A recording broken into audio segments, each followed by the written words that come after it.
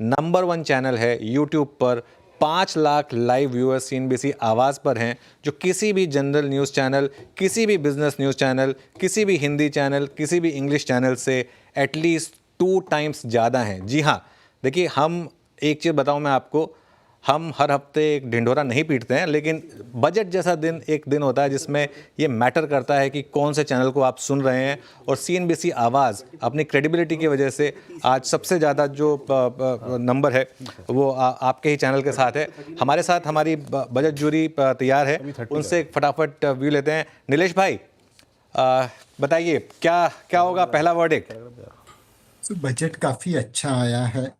जो हमने उम्मीदें लगा के रखी थी कि फिस्कल प्रूडेंस का पाथ मत छोड़ना, 4.4% तो उम्मीद से भी ज्यादा आगे है। दूसरा कहा था अर्बन कंजम्पशन को बढ़ावा देना, सपोर्ट देना, तो टैक्स की रियायतें उसको सपोर्ट करती है। इंफ्रास्ट्रक्चर इन्वेस्टमेंट को बढ़ावा देना, वहां पे इस साल थोड़ा नंबर्स कम आए हैं। 11 लाख यस, 11 हजार करोड़ के सामने तकरीबन 10 लाख 18 हजार करोड़ बताया है। तो उसके बिल्कुल। ऊपर शायद अगले साल बेस बड़ा होगा। ओके, थोड़ा सा आई थिंक नीलेश भाई के ऑडियो में थोड़ा सा इशू आ रहा है। नीलेश भाई, मैं आ रहा हूँ आपके पास, थोड़ा ऑडियो में इशू आ रहा है, उसको हम सॉर्ट आउट कर रहे हैं। आपके पास वापस आ रहा हूँ। सुनील सिंघानिया भी जुड़े हैं हमारे साथ, एबेकस एसेट मैनेजर के फाउंडर हैं Sunil ji. Sunil ji, good afternoon, thank you so much budget पर जुड़ने के लिए हमारे साथ।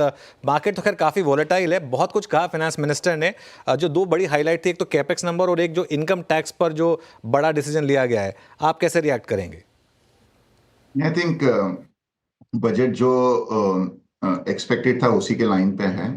थिंक जो की मैसेजेस हैं कि फिस्कल प्रूडेंस पे फोकस रहेगा, ग्रोथ की तरफ फोकस रहेगा, ease of doing business, less compliance की तरफ फोकस रहेगा, और मोस्ट इम्पॉर्टेंट मिडिल क्लास की तरफ फोकस रहेगा। तो आई थिंक सब चीज को एड्रेस किया है। Obviously we still have to see the fine print, लेकिन अक्रॉस द बोर्ड टैक्स में रिलीफ है। तो जो 12 लाख की आमदनी वालों को 80 हजार की रिलीफ है, आई थिंक बहुत ही अच्छी रिलीफ है। एक थोड़ा है कि जो कैपिटल एक्सपेंडिचर हमारा 11 लाख करोड़ का होना था वो 10 ही लाख हुआ है। मे बी इस टाइम इलेक्शन के वजह से सब कुछ डिफर हो गया। But good thing is that कि वो पाथ बरकरार है। तो मेरे हिसाब से ये क्वार्टर में और अगले साल बहुत धूम से कैपिटल एक्सपेंडिचर पे खर्चा होगा।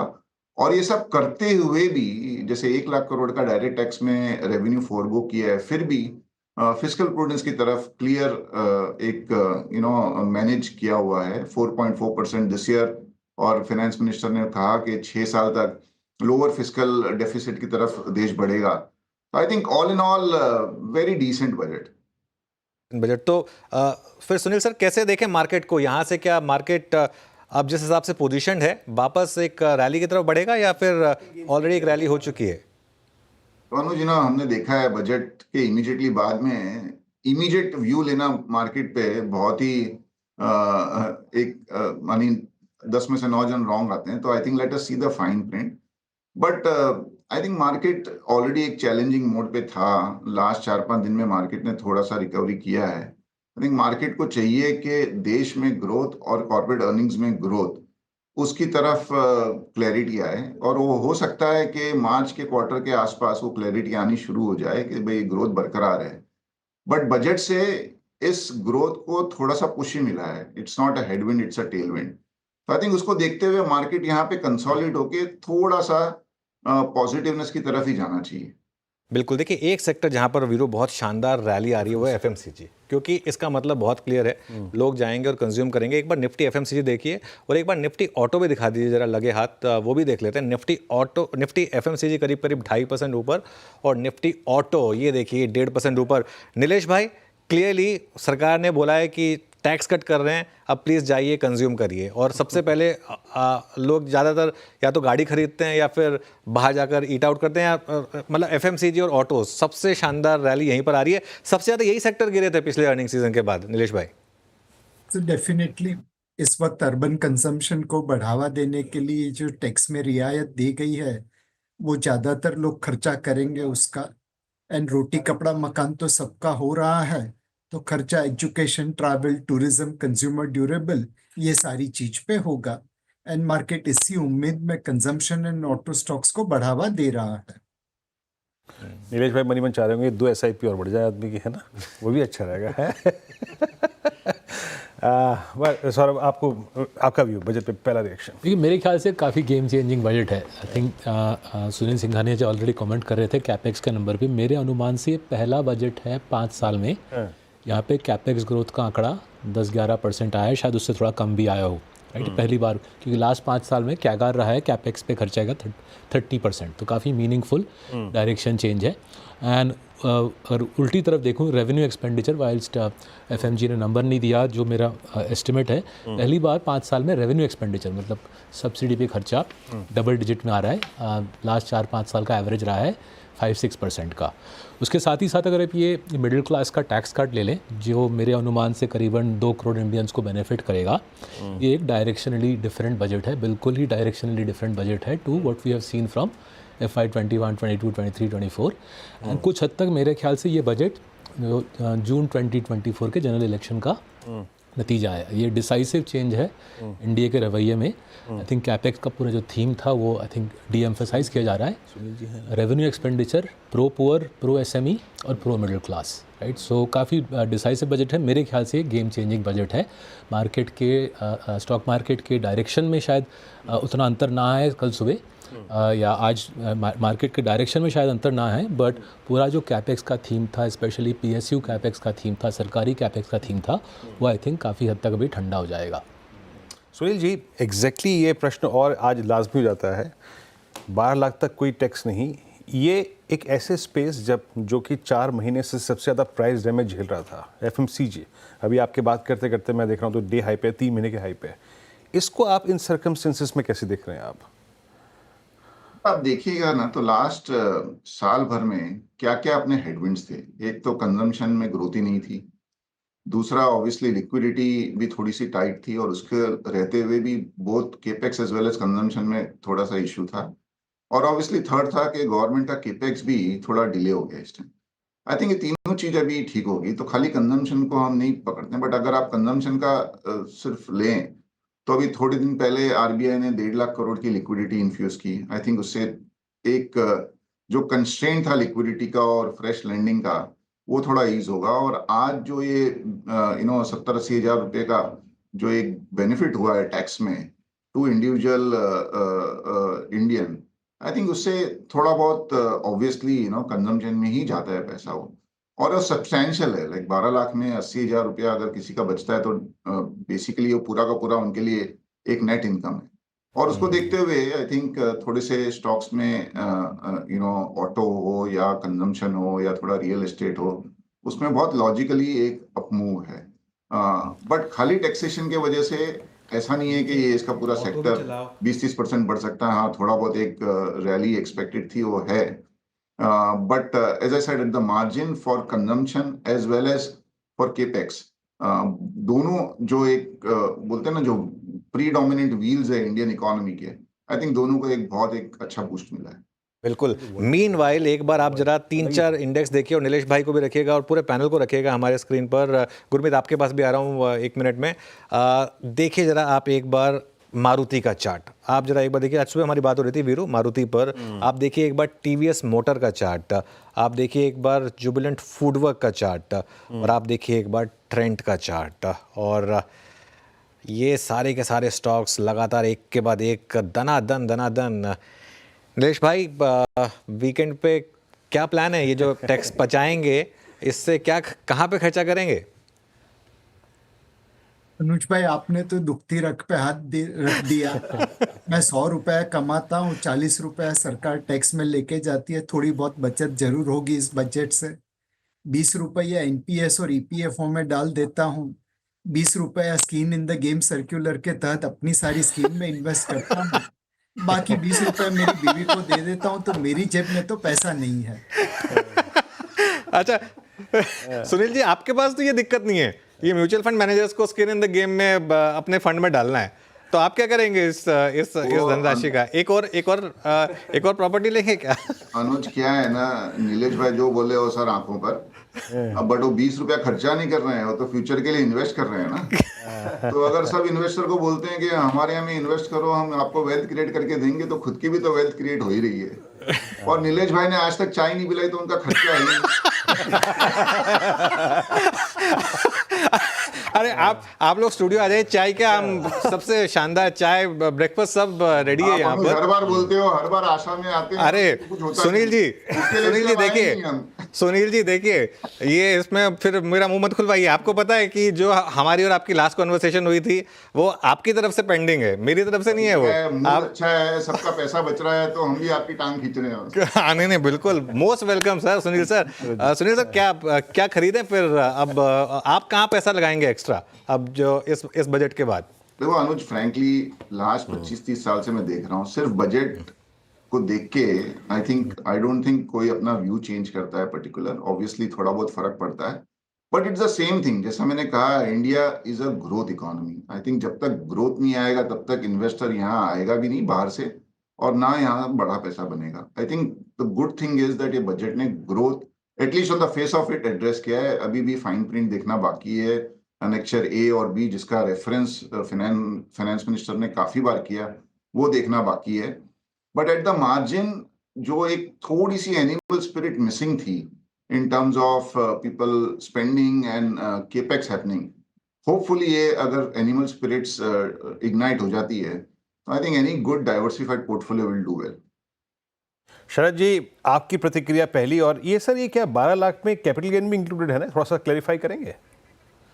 नहीं, 12 लाख में जो स्पेशल रेट पे होता है वो इंक्लूडेड नहीं है, क्योंकि कैपिटल गेन पे स्पेशल रेट्स होते हैं। लॉन्ग टर्म कैपिटल गेन आपको पता होगा कि 12.5% पे होता है, शॉर्ट टर्म 20% पे होता है, वो इसमें इंक्लूडेड नहीं होता है। 12 लाख तक अब आपकी सेक्शन 87A के अंतर्गत ये होगी। अभी फाइन प्रिंट देखना है, पर मुझे पूरा यकीन है कि 87A, आपको पता होगा पहले जो 7 लाख था वो सेक्शन 87A का रिबेट मिलता था 25,000 का, उसी रिबेट के सहारे ये 12 लाख कर दिया गया। तो इसमें समझने वाली बात यह है कि जो बेसिक एग्जेम्पशन लिमिट है वो तो 3 लाख से 4 लाख हो गई है, पर सेक्शन 87A के अंतर्गत आपको 4 लाख से 12 लाख तक का अब रिबेट मिलेगा। और कुछ और चीज़ें हम ध्यान से देखें, अगर इसमें सीनियर सिटीजन्स के लिए बड़ा अच्छा आया है। सीनियर सिटीजन को TDS की बड़ी सरदर्दी होती थी, 50,000 जैसे ऊपर इंटरेस्ट मिलता था TDS कट जाता था, अब वो 1 लाख तक हो गया है। और रेंट पर TDS में बहुत फ़ायदा हुआ है, रेंट पर अब 6 लाख तक का TDS नहीं कटेगा जो लोग रेंट पे करते हैं, जो रेंट रिसीव करते हैं।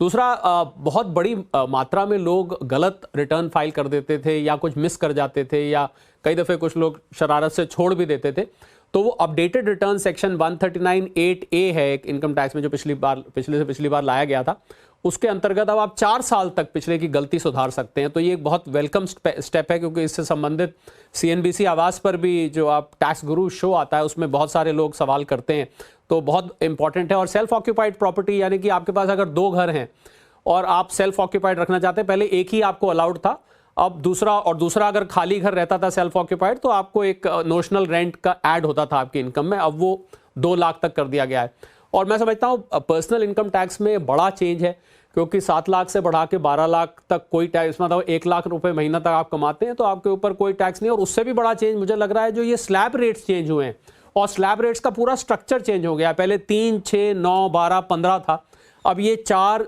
8, 12, 16, 20, 24 इस तरीके से कर दिया गया है। तो मुझे लग रहा है कि ओवरऑल, हालांकि मैं अभी चार्ट पे वर्क कर रहा हूं, मैं और मेरी टीम वर्क कर रही है क्योंकि मैं स्टूडियो में हूं, अभी हम चार्ट सामने लाएंगे कि कितना फर्क पड़ेगा अलग अलग लेवल्स के इनकम पर, एक्चुअली टैक्स सेविंग कितनी होगी। मेरा अनुमान है कि करीब करीब आपको 40,000 से 1 लाख रुपए तक की, जो कि बहुत बड़ी है। और मैं समझता हूँ अक्रॉस द बोर्ड इसका स्टॉक मार्केट्स पे असर पड़ेगा। ये सब खर्च करने वाले हैं लोग, थोड़ा बहुत इन्वेस्ट कर देंगे, SIP कर देंगे, अलग बात है, पर ज़्यादातर लोगों के खर्चे रुके हुए थे महंगाई की वजह से और कारणों से। तो मुझे लगता है सारा पैसा ये मार्केट में अल्टीमेटली आएगा, ये पर्कुलेट होगा पैसा सारे सेक्टर्स बिल्कुल में, सारा पैसा पर्कुलेट होगा, ये बात बिल्कुल सही है। शरद जी बिल्कुल उस वर्किंग पर आइए और उसके बाद आपसे तो और डिटेल में व्यू लेंगे। गुरमीत, मार्केट क्यों नहीं चल रहा है फिर? निफ्टी क्यों अभी भी 70 पॉइंट नीचे, मिड कैप अभी भी नीचे, क्या मार्केट को पसंद नहीं आ रहा फिर? अनुज, मुझे लगता है कैपिटल एक्सपेंडिचर पार्ट पसंद नहीं आया, क्योंकि कहीं ना कहीं बजट बहुत अच्छा था, पर फिस्कल डेफिसिट आपने जो 4.9 का 4.8 किया या 4.5 का 4.4 किया, वो अगर नहीं भी करते और थोड़ा कैपेक्स बढ़ा देते, बट ठीक है, वो एक बात है, आई थिंक वो रीप्राइस करेगा। अब तो जो थीम्स चल रही थी, रेलवे, डिफेंस, सीमेंट, हाँ, नहीं ऐसा नहीं है, मुझे लगता है थोड़ा सा रीबैलेंसिंग होगा और केपेक्स में भी रूरल स्पेंडिंग पे फोकस है। दूसरा, गवर्नमेंट ने एक चीज़ रियलाइज करी अनुज कि अगर 8% सस्टेनेबल ग्रोथ है तो सारी हैवी लिफ्टिंग गवर्नमेंट नहीं कर सकती, प्राइवेट केपेक्स पे होना पड़ेगा। प्राइवेट केपेक्स जब होगा जब डिमांड आएगी, तो चिकन एग है। तो मुझे लगता है वो ब्रॉडर कंजम्पशन रिवाइवल से प्राइवेट केपेक्स की कोशिश कर रहे हैं और टैक्स रिलीफ से कंजम्पशन बढ़ा रहे हैं, तो उस हिसाब से इसलिए थोड़ा सा मुझे लगता है रीप्राइसिंग होगी थोड़ी सी। बट इसलिए अनुज हम कहते हैं ना पोर्टफोलियो डाइवर्सिफाइड होना चाहिए। हमने आईटी को राइट ऑफ कर दिया था, हमने अभी एफएमसीजी को राइट ऑफ कर दिया था, और यही इन्वेस्टर्स को समझना चाहिए कि रोटेशन होता है मार्केट में, इसलिए डाइवर्सिफिकेशन बहुत जरूरी है। ओके चलिए, एक मुझे ना क्योंकि हमको काफ़ी व्यूज़ इकट्ठे करने हैं हमारे बाकी के दिन के लिए भी, मैं कुछ और चीज़ों पर बात करना चाहता हूँ। नीलेश भाई, अब आपने स्पेंड किया होगा पिछला आधा घंटा ये बजट एनालाइज करने में। इवेंचुअली अब इस बजट को आप कैसे रेट करेंगे और यहाँ से एक आम इन्वेस्टर क्या करे? तो एक चीज जो इस बजट में हमें बहुत पसंद आई वो सेंट्रल केवाईसी है। अनुज भाई, केवाईसी के बहुत सारे रूल्स रेगुलेशंस है और उस वजह से कई बार नए निवेशकों को मार्केट में लाने के लिए तकलीफ हो रही थी। तो ये सेंट्रल केवाईसी अगर होगा तो मेरे हिसाब से इससे फाइनेंशियलाइजेशन ऑफ सेविंग्स में बहुत फायदा होगा। दूसरी चीज अनुज भाई, एक फोकस है नई जगह पे जाने की। फॉर एग्जाम्पल 10 साल पहले हम लोग खिलौने इंपोर्ट ज्यादा करते थे, एक्सपोर्ट कम करते थे। धीरे धीरे धीरे करके हम नेट एक्सपोर्टर ऑफ खिलौने बन गए। बट अब इस बजट में कह रहे हैं कि हम खिलौने में ग्लोबल ब्रांड बनाना चाहते हैं। चप्पल, फुटवेयर, जूते, ये तो मतलब कोई बहुत बड़ी मैन्युफैक्चरिंग चीज नहीं है। अब इस बजट में फोकस है कि कैसे हम क्लस्टर मैन्युफैक्चरिंग करें, कैसे हम स्किल सेट डेवलप करें और जूते, फुटवेयर जैसे सिंपल, जहाँ पे लेबर इंटेंसिव सेक्टर है, उसे बढ़ावा दे पाए। सेम चीज डीप टेक में निवेश के लिए है, तो तकरीबन 20,000 करोड़ का फंड उसके लिए खड़ा किया गया है। न्यूक्लियर एनर्जी के लिए 20,000 करोड़ स्मॉल मॉड्यूलर रिएक्टर के लिए दिए गए हैं। तो कुछ हद तक ऐसा कह सकते हैं इस बजट में नई दिशा में जाने का प्रयास है, चाहे वो टॉयज हो, चाहे फुटवेयर हो, चाहे स्मॉल न्यूक्लियर मॉड्यूलर रिएक्टर हो, चाहे डीप टेक हो। तो ये सारी चीजें होपफुली अगर अच्छी तरह से एग्जीक्यूट करे तो देश के लिए बहुत अच्छी होगी। अच्छा, इस बीच निफ्टी है वो डेढ़ों पर आ रहा है, बट सुनील जी कभी कभी क्या होता है ना, कुछ इवेंट, कुछ घटनाएं ऐसी होती हैं जो अभी गुरमीत जी ने कहा कि वो आपको सेक्टोरल रोटेशन के लिए प्रेरित करती हैं। क्या आज के इस बजट के बाद थोड़ा झुकाव आपका एफएमसीजी पर, और आप थोड़े से आज की इस घटना के बाद कैपिटल गुड्स को लेकर और सीमेंट को लेकर थोड़े से कॉशियस रहेंगे? आई थिंक कंजम्पशन, जैसा मैंने पहले कहा था, लास्ट 1 साल में थोड़ा सा वीक था, और ऐसे भी बजट के पहले भी हमारा व्यू था कि कंजम्पशन अगले साल भर के लिए, 2 साल के लिए काफी ठीक लग रहा है। मानसून्स बहुत अच्छे रहे हैं, रूरल इनकम अच्छी है, और थोड़ा सा एक लेटेंट डिमांड भी है। आई थिंक बजट से उसको थोड़ा सा और बूस्ट मिलेगा। तो हाँ, consumption at some point of time थोड़ा सा आई थिंक पोर्टफोलियो में अगर होगा तो अच्छा ही होगा, लेकिन हमारा थोड़ा सा वैल्यू की तरफ झुकाव है। तो काफी कंजम्पशन स्टॉक्स काफी महंगे हैं, बढ़ने के पहले भी महंगे थे, और आज 2-3% और हैं। तो आई थिंक दैट्स वाई हमारा थोड़ा सा झुकाव डिस्क्रिशनरी कंजम्पशन पे ज्यादा रहता है, स्टेपल्स पे थोड़ा कम रहता है। केपेक्स, जैसा मैंने कहा, इंडिया हैज टू ग्रो। तो इंफ्रास्ट्रक्चर हो, पावर हो, एयरपोर्ट हो, अक्रॉस एग्रीकल्चरल इंफ्रा हो, वाटर इंफ्रा हो, I think we can not live without infra and capex. तो आई थिंक उसमें हमारा व्यू पहले भी पॉजिटिव था, अभी भी पॉजिटिव है, और बजट ने ऐसा कुछ नहीं किया कि जिससे हमारा व्यू में कुछ चेंज आए। ऑब्वियसली इस साल कैपिटल एक्सपेंडिचर का क्या एलोकेशन है वो अभी तक पता नहीं है, वो देखना अभी भी बाकी है। बट ऐसा स्पीच को सुन के it is only positive, not negative. CNBC आवाज़ इस समय नंबर 1 चैनल है यूट्यूब पर। मैं फिर बार बार रिपीट कर रहा हूँ, और हमारे साथ बेस्ट पैनल भी अवेलेबल है। नीलेश भाई और सुनील जी, आप दोनों से मैं एक सवाल अब लेना चाहता हूँ इस मुद्दे पर। सुनील जी, अब हालांकि आपका व्यू हमेशा ही रहता है कि नियर टर्म मार्केट मूवमेंट्स पे मत जाइए, लेकिन क्या बाजार ने जो पेन झेली है पिछले 5-6 महीने की, उसके अंत होने के कुछ साइंस हैं? क्या ये बजट उसको मार्क करेगा? जो लोज हमने देखे थे, जो पेन हमने देखी थी, क्या वो अब हम पीछे छोड़ सकते हैं? मार्केट का ये नियम है, market will always have this phases जहाँ पे थोड़ा सा ओवर वैल्यूएशन हो जाता है, थोड़ा सा अंडर वैल्यूएशन हो जाता है। कोई फेज ऐसा होता है जिसमें बहुत रिटर्न बन जाते हैं, कोई फेज ऐसा होता है जिसमें थोड़ा पेन भी देखना पड़ता है। आई थिंक लास्ट 2-3 साल में मार्केट्स बहुत ही अच्छे एक सॉर्ट ऑफ मूड में था। आई वुड से दैट काफी जगह वैल्यूएशन से ज्यादा प्राइस में मूवमेंट आ गया था। और हमने जो ये लास्ट जून जुलाई से लेके अब तक जो देखा है, लास्ट मे बी सितंबर में पीक बनाया था, बट जून जुलाई से लेके आज तक जो 6 महीने हुए हैं उसमें काफी चैलेंजेस आई। और प्रीडोमिनेंट चैलेंज थी कि अपना ग्रोथ जीडीपी का भी और कॉर्पोरेट प्रॉफिट का भी, उसमें बहुत स्लो डाउन हुआ और शेयर सस्ते नहीं थे, इसके लिए आपको करेक्शन देखने मिला। आई थिंक बीच बीच में करेक्शन आना जरूरी भी है, थोड़ा एक रियलिटी चेक भी हो जाता है। एज वी स्पीक टुडे मुझे नहीं लगता है कि मार्केट बहुत ज्यादा नीचे जाने की जगह है, but at the same time valuations पहले के मुकाबले ठीक है, लेकिन अभी भी एकदम कंपेलिंग नहीं है। आई थिंक ये साल थोड़ा सा एक चैलेंजिंग रहने वाला है। और अगर हमें लगता है कि अगर ये साल में हमने अगर लो डबल डिजिट रिटर्न भी बना लिए तो it will be a great year. और आई थिंक उसको ये बजट ने उसको थोड़ा सा और कॉन्क्रीट कर दिया है। लगता है कि लो डबल डिजिट रिटर्न इस साल भी बन सकते हैं, बट अगर उससे ज्यादा की आपकी उम्मीद है तो then we will have to have many more positives which will have to come. Nilesh भाई, सेम सवाल आपसे, क्या मार्केट में एक तो वर्स्ट इज ओवर एंड दूसरा किस तरीके के रिटर्न की एक्सपेक्टेशंस रखें? तो अनुज भाई, कैपेक्स के नंबर आए हैं, ऑब्वियसली व्हाट्सएप पे आया है, तो कितना सच है कितना झूठ है पता नहीं, बट रफली 10.18 लाख करोड़ इस साल के सामने अगले साल 11.21 लाख का बजटेड कैपेक्स है, 10% ग्रोथ। और एक इफेक्टिव कैपेक्स उन्होंने दिया है नंबर 13.2 लाख करोड़ से 15.5 lakh crore, that is a 17% increase. तो बिटवीन पीएसयू एंड गवर्नमेंट तकरीबन 15.5 लाख करोड़ का कैपेक्स होगा अगले साल, which will be 17% jump. And yes, पिछले 1-2 महीने में कचरे स्टॉक की पिटाई ज्यादा हुई है, बट जो अच्छे स्टॉक है वो तकरीबन 10-12% गिरे हैं। तो 10-12% करेक्शन को तो आपको मानना ही पड़ेगा कि जायज है, मार्केट में उतार चढ़ाव आते रहेंगे। आप भारत की ग्रोथ स्टोरी में निवेश कर रहे हैं, 1 साल का व्यू लेके मत निवेश करिए। पिछले 5 साल का रिटर्न 20-22% के आसपास है, तो जाहिर है कि आने वाले समय में आपको रिटर्न की एक्सपेक्टेशन मॉडरेट करनी पड़ेगी। और जैसा सुनील ने कहा कि अगर आप लो डबल डिजिट रिटर्न देख रहे हैं, हाई सिंगल डिजिट रिटर्न देख रहे हैं, जो महंगाई से फिर भी रियल रिटर्न देगा, तब जाके निवेश करना चाहिए। सुनील जी, तो कौन कौन से मिस्टेक अवॉइड करनी है यहाँ से? हम रिटेल निवेशकों को क्या नहीं खरीदना है? कई बार ये भी ज़्यादा इंपॉर्टेंट होता है, क्या खरीदना है तो सब पूछते हैं।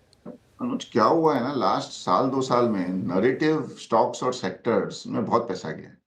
नरेटिव का मतलब ये है कि आप कोई वैल्यूएशन देखते नहीं हो, थीम आपको अच्छी लगी, ईएमएस थीम अच्छी लगी, रेलवे अच्छी लगी, डिफेंस अच्छी लगी, तो आपने बिना रिसर्च किए हर कंपनी के में डाल दिया जो उस सेक्टर में एग्जिस्ट करती थी। तो उसमें बढ़ता भी वैसे ही है, घटता भी वैसे ही है। तो जैसा नीलेश भाई ने कहा ना, I think lot of damages happened to company जहाँ पे या तो फंडामेंटल नहीं थे, या तो प्राइस बहुत ज्यादा फंडामेंटल को डिस्काउंट किए बिना बढ़ रहे थे। I think as we speak अभी भी मैं देखता हूँ ना, बहुत लोग मैसेज भेजते हैं कि ये शेयर इतने % से गिर गया, इसके लो। तो just because the stock is fallen by a particular %, it does not become a buy. I think अभी भी जैसे मैंने कहा, it is not going to be a one way market, at least as per us. तो कोई भी चीज जल्दी में मत करिए, आप सोच समझ के थोड़ा एकदम देख भान के, आपका रिस्क एपेटाइट कितना है, आपका इक्विटी एलोकेशन कितना है, उसको करके करिए। ऐसे भी at least our view is that in this year low to may be mid teen returns would be a great returns. तो जल्दी मत करिए कोई चीज। Low to mid teen returns would be great returns. Saurabh, एक नज़र जा रही है मेरी, जोमेटो, स्विगी, ये सब स्टॉक्स भाग रहे हैं। मतलब अब ऑब्वियसली 12 लाख तक टैक्स, और सबसे ज़्यादा एक्चुअली जो लोअर स्ट्रेटा है वो आजकल इनको यूज़ करने लगा है, ब्लिंकिट, जोमेटो, सबको।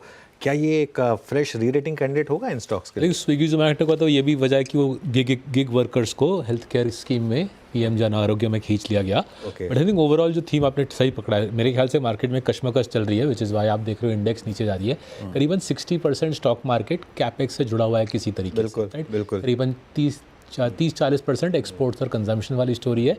तो देयरफॉर जो प्रीडोमिनेंट मार्केट है वो नीचे खींच रही है।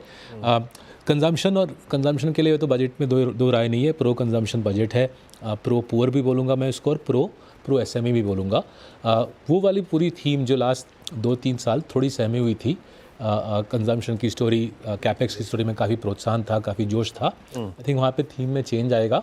बट ओवरऑल अगर हम देखें अर्निंग्स ग्रोथ और जीडीपी ग्रोथ का पिक्चर अभी भी शायद और एक साल थोड़ा ठंडा रहेगा।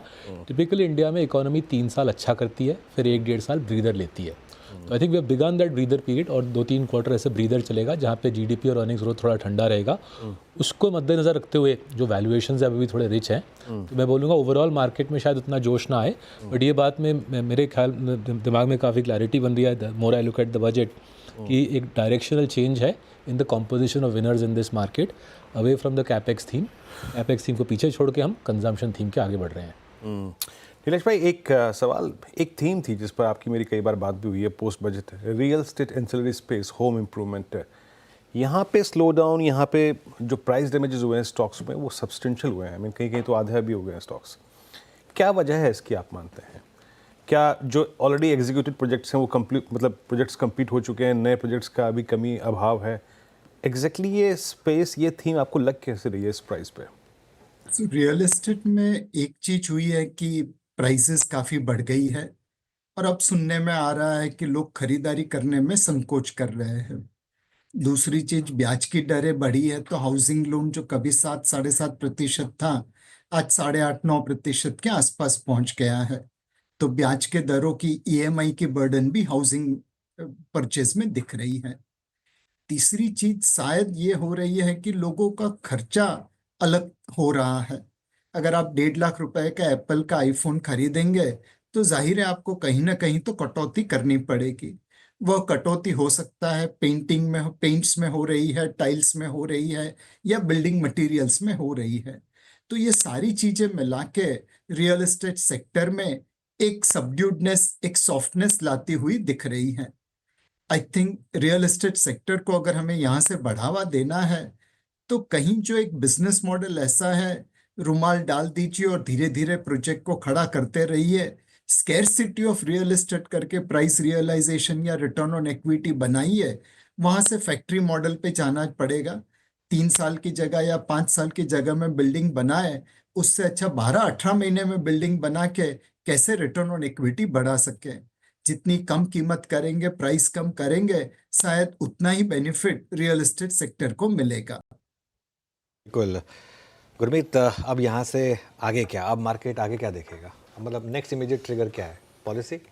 हाँ, आरबीआई पॉलिसी अनुज, मुझे लगता है थोड़ा एफआईएस का रिएक्शन भी देखना होगा। आज सैटरडे है, तो आज जो आप देख रहे हैं वो शायद ज़्यादातर डोमेस्टिक है। हाँ, बिल्कुल। तो मुझे लगता है ओवर द वीकेंड हमें तो समझना पड़ेगा कि जो केपेक्स का नंबर, एक नीलेश भाई ने अच्छा नंबर दिया कि पीएसयू प्लस जो केपेक्स है गवर्नमेंट का, वो 15-16 lakh crore plus state government के साथ कुछ पार्टनरशिप की बात करी है। एक जो मुझे अभी फाइन प्रिंट मैंने देखा, जो गवर्नमेंट ने एक 2030 का एक दिया है कि डेट टू जीडीपी 50% हो जाएगा। ये एक बहुत बड़ा है। अब ये लगभग 80% के आसपास है। तो क्या ये फिस्कल डेफिसिट इसलिए पे कम किया है कि रेटिंग अपग्रेड चाहते हैं? कुछ जरूर बैक ऑफ द माइंड रहा होगा। और मैं सौरभ से एग्री करता हूँ, आपको पोर्टफोलियो का वेटेजेस चेंज करने पड़ेंगे। हम बहुत ज़्यादा capex, energy, government expenditure related heavy रहे हैं, और उन्हीं पोर्टफोलियो ने रिटर्न दिया है। ये साल कंजम्पशन का बॉटम अप आपको कंजम्पशन, और मैं डिस्क्रिशनरी कंजम्पशन पे भी आऊँगा। जैसे टूरिज्म है, आप महाकुंभ देखिए अनुज जी, अपने आप में वर्ल्ड वाइड स्पेक्टिकल है। बिल्कुल। आप इंटरग्लोब, मैं कह रहा हूँ कि जो ओवरऑल एक्सपेंडिचर है अर्बन का, उसका कंजम्पशन बास्केट चेंज हुआ है। डिजिटल कंजम्पशन पे ध्यान देना पड़ेगा, टूर्स एंड ट्रैवल्स पे ध्यान देना पड़ेगा। तो कंजम्पशन बास्केट बहुत अच्छी अपॉर्चुनिटी लाएगा, स्पेशली न्यू एज बिजनेसेस में और ट्रैवल टूरिज्म। सौरभ, आपके हिसाब से अब नेक्स्ट ट्रिगर टू वॉच और किन तरीके के स्टॉक्स पर अब ध्यान दें? आई थिंक आरबीआई पॉलिसी, ये जो कंसोलिडेशन हुई है, इससे आरबीआई को रेट कट आएगा? रेट कट का आई थिंक रूम ज़रूर बनता है इसी पॉलिसी में या मेरे ख्याल से इसी पॉलिसी में रेट कट आएगा। Okay. इस प्रकार का consolidation which is I think consolidation market के एक्सपेक्टेशन से ज़्यादा है। इकोनॉमी को रेट कट की ज़रूरत है एंड आरबीआई के पास आई थिंक अब कोई रीज़न ना रहा। अगर सरकार कंसोलिडेट नहीं करती, आरबीआई के लिए रेट कट करना थोड़ा मुश्किल हो जाता, given that rupees under pressure. इस कंसोलिडेशन के बाद आई थिंक आरबीआई के लिए केस स्ट्रॉन्गर बनता है कि रेट कटिंग साइकिल शुरू कर दी जाए। सौरभ जी, गुरमीत जी, थोड़ा सा आपको विराम देता हूँ। थोड़ा सा आई थिंक काफ़ी समय से आप हमारे साथ हैं, थोड़ा चाय पर कॉफ़ी पर थोड़ा ध्यान दीजिए। थोड़ा और गेस्ट भी हमारे साथ जुड़ रहे हैं, उनसे भी बात करते हैं। एमके वेंचर्स के मधु केला भी हमारे साथ जुड़े हैं। मधु सर, गुड आफ्टरनून। मैंने सुना आप दुबई में हैं, आज बजट वाले दिन दुबई पहुंच गए, लेकिन वहां से भी जुड़े हमारे साथ, उसके लिए बहुत बहुत शुक्रिया। थैंक यू अनुज, बहुत ही क्लोज फ्रेंड का बर्थडे है and not have been postponed first time in देखिए 34 years that I am not there on the budget day in Mumbai. समझ गया मैं। ये पता क्या होता है, जब मेरे बेस्ट फ्रेंड का बर्थडे होता है ना, मैं सोचता हूँ कि वो ट्रैफिक बीट करके JVLR क्रॉस करके जाऊँ या ना जाऊँ। मधु सर के फ्रेंड का बर्थडे, तो चलिए दुबई चलते हैं। मधु सर, कैसा लगा बजट? मार्केट ने कंजम्पशन में तो एक बजूका मिल गया, इनकम टैक्स 12 लाख तक कोई टैक्स नहीं, लेकिन कैपेक्स के नंबर ने शायद थोड़ा डिसअपॉइंट किया। आपने कैसे पढ़ा बजट को? अनुज, पहला है कि ये बियॉन्ड एनीवन्स एक्सपेक्टेशन है, ये 12 लाख का नंबर, एंड ये बहुत जरूरी था to boost up the consumption, to get the sentiments back, and I think very good step.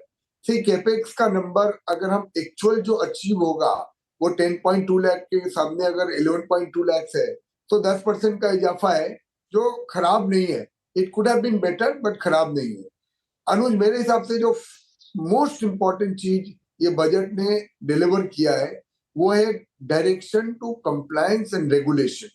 CA India में बहुत बड़ा परेशानी का विषय रहा है, रेट्रोस्पेक्टिव टैक्स, टैक्स एम्बिग्विटी, जिसमें फाइनेंस मिनिस्टर ने बहुत कैटेगरिकली बोला that in the new tax bill जो वो प्रपोज करने वाली है अगले वीक में, वहां पे काफी एम्फेसिस होगा to make sure the taxation laws are clean and there is no room for misinterpretation. So, अनुज, ये बजट के नंबरों में बहुत ज्यादा मैनेवरेबिलिटी नहीं होती है, पर ये जो गवर्नमेंट का इंटेंट है कि डिरेगुलेट करना है, क्लीन करना है एंड एम्बिग्विटी हटानी है और ईज ऑफ डूइंग बिजनेस को अच्छा करना है, वो मेरे हिसाब से सबसे बड़ा पॉजिटिव है इस बजट का। अच्छा मधु जी, बिल्कुल जैसे कि आपने कहा कि ये बिल्कुल अप्रत्याशित था। 12 तो हमने भी नहीं सोचा था कि 12 तक का कोई टैक्स ना हो, शायद ऐसी घोषणा ना हो। अब एक स्पेस FMCG जो बीते मेरे ख्याल से 5 महीने से काफ़ी दिक्कत में था, ये जो कंजम्पशन को पुश मिलेगा, इस पर आपका व्यू क्या है? सडनली आपको अपने पोर्टफोलियो में अपनी अप्रोच में थोड़ी तब्दीली करनी पड़ेगी, आप मानते हैं? वरिंदर, पक्का करनी पड़ेगी, बिकॉज अभी तक के जो मार्केट चल रहा था वो मेनली कैपेक्स और इन्वेस्टमेंट के ऊपर चल रहा था। अभी कंजम्पशन में मेरे हिसाब से लोगों का काफी अंडरवेट था, बिकॉज FMCG और ये कंपनियां लास्ट 2 साल से अंडर परफॉर्म कर रही थी। तो मुझे लगता है ये जो बजट में हुआ है, इसको कंजम्पशन को डेफिनेटली लेग अप मिलेगा और थोड़े पोर्टफोलियो में रिशफल करना पड़ेगा to include consumer stocks more aggressively. Nilesh भाई, मैं आपके पास एक सवाल लेना चाहता हूँ कि बहुत सारी थीम्स ऐसी थी जिस पे रिटेल ने बहुत पैसा लगाया, दाव भी खेला। बहुत सारे रिटेल हमारे साथ हमारे कॉलर शोज़ में वो प्रश्न भी पूछते हैं, हम PSUs में गले तक भरे हुए हैं, बहुत बाइंग कर रखी है, और पोस्ट जून वो PSUs में प्राइस डैमेज काफ़ी हुए हैं। अभी आप PSUs पे क्या व्यू रखते हैं नीलेश जी? आप रेलवे की थीम को देखिए, आप डिफेंस को देखिए, क्या व्यू शेयर करना चाहेंगे आप उनसे इस वक्त? PSUs में वीरू भाई बॉटम अप देखना पड़ेगा। कुछ PSUs ऐसे थे जहां पे फ्लोटिंग स्टॉक बहुत कम था और इसीलिए वैल्यूएशन अपने ही दूसरे लीडर PSU से दुगने या 3 गुने हो गए थे। आपके शो पे कई बार हमने कहा था कि ऐसे इललिक्विड PSUs में जहां पे मार्केट डिस्कवरी नहीं हो रही है प्राइस की, वहां पे निवेश मत करिए या सावधानी से निवेश करिए। मेरे हिसाब से PSUs जहां पे फ्लोटिंग स्टॉक ज्यादा है और जहां पे मैनेजमेंट इफिशिएंसी दिख रही है, उसमें अभी भी निवेश करने का मौका है। बहुत सारे लार्ज PSU बैंक है, डिफेंस रेलवे के PSU कंपनीज है, पावर की PSU कंपनीज है, वहां पे फ्लोट रीजनेबल है, वैल्यूएशन ठीक ठाक है, तो निवेश करने में कोई डर नहीं है। बट इलिक्विड पीएसयूज जहां पे वैल्यूएशन अपने लीडर से भी बहुत आगे है, वहां पे अभी भी सावधानी बरतिए। वहां पे जो करेक्शन हुआ है उसमें और भी गुंजाइश है नीचे जाने की।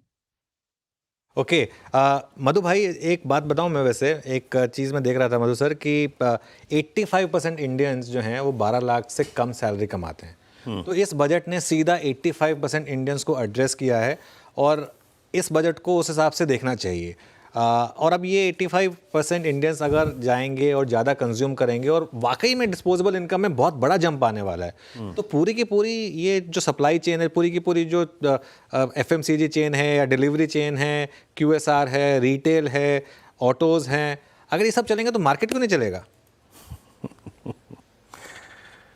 मार्केट चलेगा अनुज भाई, आई थिंक। पर मैं ये बोलना चाहूंगा अनुज, ये एक साइड ऑफ द स्टोरी है। दूसरी साइड जो technical position of the market है, with the foreigners continuously selling in India every day, and plus इतने सारे जो इशुएंस है जो इस साल आए हैं और भी आने वाले हैं, एंड डेफिनेटली वैल्यूएशन, इन तीनों को मानते हुए मुझे लगता है ब्रॉड मार्केट अनुज इस साल रेंज बाउंड रहेंगे।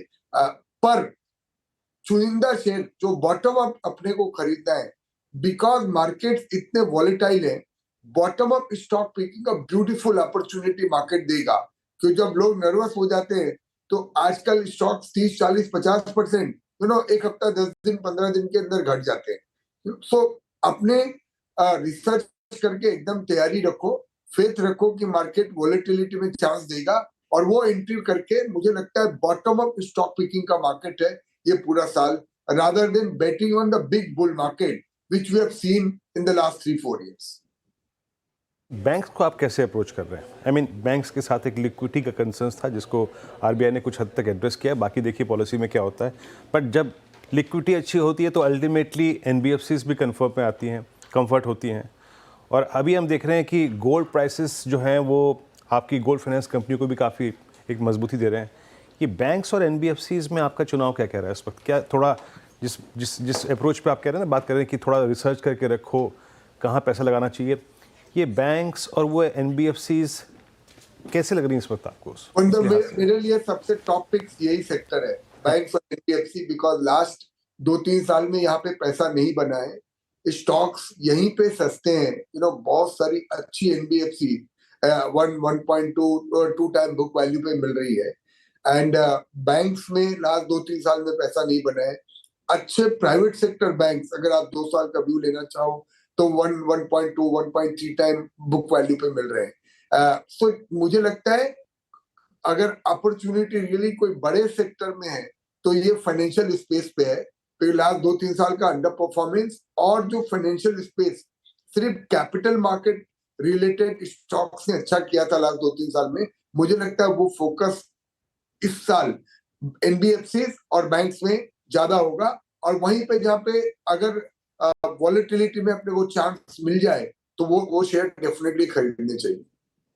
सेक्टर्स हैं जहां अब मार्केट को इस जो डिसअपॉइंटिंग एस्पेक्ट्स हैं बजट के, वो उनका खामियाजा भुगतना पड़ रहा है। एक है कैपिटल गुड्स, कैपेक्स कम हो रहा है तो कैपिटल गुड्स स्टॉक्स नीचे हैं। एबीबी लेकर आइए आप जरा, एबीबी, कमेंस, सीमेंस, तो ये इंडेक्स, कैपिटल गुड्स इंडेक्स अब सबसे ज़्यादा लॉसेस में ट्रेड कर रहा है। एबीबी इस समय एफ&ओ का टॉप लूजर है, करीब 6% नीचे है। यही डर था मार्केट का, जो कैपिटल गुड्स स्टॉक्स थे उनको लेकर, इसको लेकर बहुत एक्सपेक्टेशन थी, बहुत ज़्यादा एक्सपेक्टेशन भी थी इसकी वजह से। और दूसरा है ऑयल मार्केटिंग कंपनी, क्योंकि बजट में अब तक एटलीस्ट मुझे नहीं दिखा, अगर किया गया है नहीं पता नहीं, लेकिन वो एलपीजी लॉसेस को लेकर शायद कुछ रिलीफ की बात अब तक हुई नहीं है। नीलेश भाई, फिर ये 2 सेक्टर्स कैपिटल गुड्स और ऑयल मार्केटिंग कंपनीज, इनमें गिरावट में बाइंग की जाए या इनको अभी कुछ टाइम के लिए छोड़ दिया जाए?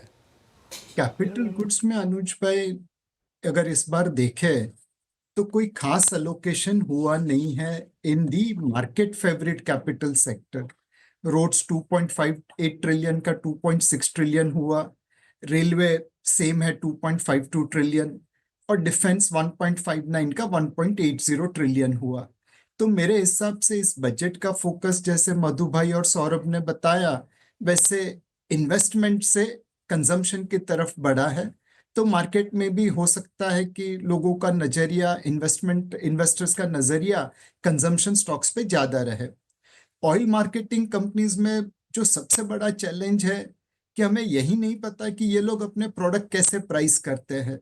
कल को उठ के सामने इलेक्शन हो और क्रूड के प्राइसेस दुनिया में बढ़ जाए किसी कारण से, तो यहाँ पे ये अपनी कॉस्ट के नीचे बेच के लॉस करेंगे या भाव बढ़ा के ऊपर में बेचेंगे और प्रॉफिट करेंगे। जब तक ये क्लैरिटी नहीं आती है तब तक आप ऑयल मार्केटिंग कंपनीज को उतना वैल्यूएशन नहीं देंगे जितना देना चाहिए। और सरकार को अगर देखे तो जब क्रूड के दाम नीचे गिरते हैं तब ऑयल मार्केटिंग कंपनीज को ऊपर के दाम में पेट्रोल डीजल बेचने देते हैं, पूरा लॉस कवर कर देते हैं। सो ऐसा नहीं है कि ऑयल मार्केटिंग कंपनीज की सर्वाइवल के ऊपर कोई डाउट है, बट बिकॉज हमें कोई कॉन्फिडेंस नहीं है इनकी प्राइसिंग एबिलिटी के ऊपर, इसीलिए हमेशा लो वैल्यूएशन पे ट्रेड करते हैं। तो जब तक ये पॉलिसी नहीं बदले, जब तक उन्हें एक प्राइसिंग पावर नहीं मिले, तब तक ऑयल मार्केटिंग कंपनीज में बड़ा निवेश करना उचित नहीं होगा। बिल्कुल। मीनवाइल एक बार मारुति लेकर आइए 2 लाख से ज़्यादा की सेल्स। हम सुबह डिस्कस कर रहे थे कि वाहन डेटा बता रहा है कि 2 लाख से ज़्यादा सेल्स आएंगी, और सुबह सुबह हमने मारुति की ट्रेड भी ली थी चैनल पर, और सुबह अगर आपने उस चीज़ को सुना था तो वो आ गई है। देखिए मारुति की सेल्स नंबर्स 2.12 लाख, और ये आपको अहेड ऑफ द कर्व सिर्फ CNBC आवाज़ पर सुबह सुबह सुनने को मिला होगा। और सुबह सुबह अगर आपने वो ट्रेड ली है तो वीरू ऑन एयर देखिए, मतलब स्क्रीन पर देखिए किस तरीके की तेज़ी प्ले आउट हुई है यहाँ पर। मधु सर, ये स्पेस जो है अब ऑटोमोबाइल, 2 व्हीलर 4 व्हीलर, देखिए घर लक्ष्मी आती है तो आप स्पेंड भी करते हैं, तो क्या ये स्पेस लीड करेगी मार्केट को? अब लग रहा है अनुज, वही अपन बात कर रहे थे कि यहाँ पे इंटरेस्ट आएगा अभी, क्योंकि ये स्पेस में लास्ट 2-3 साल में इन्वेस्टर्स का उतना रिटर्न नहीं बना है जितना ब्रॉडर मार्केट और केपेक्स साइड में बना है। तो लोग थोड़े अंडरवेट भी है यहाँ पे, और ये कंजम्पशन बूस्ट से डेफिनेटली ये सेक्टर को एक अट्रैक्शन मिलेगा from a stock market perspective. और वो अनुज एसेंशियली है क्या, अगर आप कोई भी सेक्टर में स्विच करते हो इंस्टीट्यूशनल पैसा, तो वो सेक्टर डेफिनेटली अच्छा करता है। और वो मुझे लगता है एज अ फंड मैनेजर करना ही पड़ेगा, क्योंकि अगर केपेक्स साइड के स्टॉक्स में थोड़ी बिकवाली है या केपेक्स साइड के स्टॉक्स में थोड़ा प्रेशर है, तो वो कहीं ना कहीं शिफ्ट होगा। और मुझे लगता है with this budget and with this announcement consumption stocks में शिफ्ट होंगे। और मैं कंजम्पशन को या केपेक्स को प्ले करने का फाइनेंशियल एक बड़ा थीम है। मैं वापस एम्फेसाइज करना चाहूंगा, मेरा फर्स्ट पिक फाइनेंशियल सेक्टर होगा अभी। वहां पे रिस्क रिवार्ड डेफिनेटली फेवरेबल है, और चुनिंदा शेयरों में मेरे हिसाब से 2025 में काफी पैसा बनेगा वहां। मधु जी वहाँ दुबई में जन्मदिन मनाने गए हैं, और we have a birthday boy in studio as well, Rahul. और एक चीज़ बताइए नीलेश जी, मधु जी, एक स्टॉक कंजम्पशन स्पेस का जो इस वक्त डे हाई पर है, गेस करिए कौन सा है? जो भी गेस करे ठीक ठाक। United Spirits, United Breweries at all time high. चलिए एक काम करते हैं, इस नोट पर मधु सर और नीलेश सर, आप दोनों का बहुत बहुत शुक्रिया। आपने टाइम दिया, इतने बड़े दिन हमें और हमसे बात की, इसके लिए बहुत बहुत शुक्रिया। एक काम करते हैं, एक बार टेक पंचायत के पास चलते हैं, सारी की सारी एक बार ट्रेड्स लेकर आते हैं, उसके बाद एक ख़ास सरप्राइज़ हमारे जो बर्थडे बॉयज़ हैं उनके लिए भी हमने लाइनअप कर रखा है। तो पहले दीपाली के पास चलते हैं और एक एक करके सारी ट्रेड्स लेते हैं। दीपाली न्यूज़ आपने फ्लैश कराई थी, मारुति की सेल्स 2.12 लाख, आपका सेक्टर है ऑब्वियसली, तो बहुत ज़्यादा आप भी एक्साइटेड होंगी, 5% स्टॉक ऊपर है। चलिए बताइए टेक पंचायत में क्या क्या ट्रेड्स आ रही हैं? और इनफैक्ट अनुज, जिस थीम की आप बात कर रहे हैं ना, कंजम्पशन, ऑटोज, इसी थीम से जो ट्रेड्स हैं वो आइडेंटिफाई किए हैं हमारी पूरी टीम ने यहाँ पर। तो एक एक करके पिक करते हैं। गाबा साहब पहले आपसे शुरुआत करते हैं, आपने कौन सा ट्रेड आइडेंटिफाई किया है? मुझे 2 स्टॉक अच्छे लगते हैं। एक तो है क्रॉम्पटन मेरे ख्याल से अच्छा ट्रेड कर रहा है यहाँ पर, जिसका टेक्निकल टारगेट है 370 का है, स्टॉप होगा 345, या एक ब्रेकआउट मिला है। और दूसरा है जोमेटो कंजम्पशन थीम, यहाँ पर भी एक ब्रेकआउट मिला है, और मेरे ख्याल से यहाँ पर जो टारगेट है करीब 245 का, स्टॉप होगा 220 का।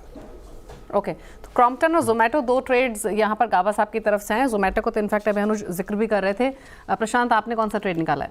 तो दीपाली, यहाँ पे वरुण बेवरेजेस VBL काफ़ी अच्छा लग रहा है, एक बेस से टेक ऑफ हुआ है और वॉल्यूम्स अच्छे पिकअप हो रहे हैं। तो मेरी सलाह होगी यहाँ बाय करने की, स्टॉप लॉस रखें करीबन 550 के आसपास, और यहाँ से आप 590, 595, 595 तक का टारगेट देख सकते हो। ओके, तो 590 के टारगेट्स के साथ वरुण बेवरेजेस में खरीदारी की सलाह है। अमित से भी पूछ लेते हैं। अमित, आपने कौन सा ट्रेड आइडेंटिफाई किया है? जी दीपाली मैम, मुझे इस समय बजाज ऑटो अच्छा लग रहा है। यहाँ पे काफ़ी ट्रैक्शन है, फॉलिंग चैनल का ब्रेकआउट है, स्टॉक ने अपना 10, 20 और 50 क्रॉस कर लिया। थोड़ा सा एक 200 डेमा का हर्डल है, बट आई थिंक जिस हिसाब से मोमेंटम बना हुआ है, स्टॉक विल क्रॉस दैट। काफ़ी दिनों बाद एक अच्छा ट्रैक्शन हम देख रहे हैं, तो इसे बाय करें। 8,900 का स्टॉप लॉस रहेगा और टारगेट्स हमारे रहेंगे 9,600 रुपीज़ के। ओके, 9600 के टारगेट्स बजाज ऑटो में। राजेश जी, आप बताइए। दीपाली जी, देखिए जो फोकस रहेगा वो कंजम्पशन पे ही रहेगा। जैसे कि सुबह हमने एशियन पेंट दिया था, तो अभी Asian paint is close to target. तो अभी जो मैंने चूज़ किया वो रहेगा Berger paint. It is at 487। मेरे हिसाब से ये कम से कम 500-510 तक जाएगा, तो आपने लॉन्ग करना है with stop loss of 475। Second जो बाय कॉल रहेगा दैट विल बी एस्ट्रल। मुझे लगता है कि यहाँ पे थीम वही रहेगी। और एस्ट्रल देखिए, मेरे हिसाब से जिस तरह से ये कंसोलिडेट हो रहा है अपने 10-20 DMA के ऊपर, 1500 के ऊपर, यहाँ पे पूरी चांसेस है कि फिर से एक शॉर्ट कवरिंग रैली मिलेगी, जिसका टारगेट अगर आप देखें तो करीबन 1580 से लेकर 1600 का होगा। तो एक अच्छा मूव एस्ट्रल में अभी भी बना हुआ है। बाय करें 1500 के ऊपर, स्टॉप लॉस रहेगा 1470 का। Okay, in fact Viren, Asian Paints Rajesh ji ने रेकमेंड किया था, ये ट्रेड तो इनका अपने टारगेट के नज़दीक पहुंच चुका है और नए ट्रेड्स के तौर पर बर्जर पेंट्स और एस्ट्रल की बात की है। इसके अलावा कंजम्पशन थीम ही पिक की है प्रशांत सावंत ने, वरुण बेवरेजी से रिकमेंड कर रहे हैं। बाकी क्रॉम्पटन जोमेटो का जिक्र किया है गाबा साहब ने, और बजाज ऑटो। इनफैक्ट आप ऑटो स्टॉक्स की चर्चा कर भी रहे थे, अमित सेठ का माना है 9600 तक के लाइकली टारगेट्स यहाँ पर आ सकते हैं। तो वही कंजम्पशन थीम प्ले हो रही है और वहीं से ट्रेड्स आइडेंटिफाई हुए हैं। हाँ दीपाली, थोड़ा वीरू थोड़ा सा नाराज है कि वरुण बेवरेजेस पिक किया गया, जबकि पिक यूनाइटेड स्पिरिट्स या यूनाइटेड ब्रूरीज करना चाहिए था। मतलब आज के दिन ये स्टॉक ज़्यादा पिक बेटर रहता।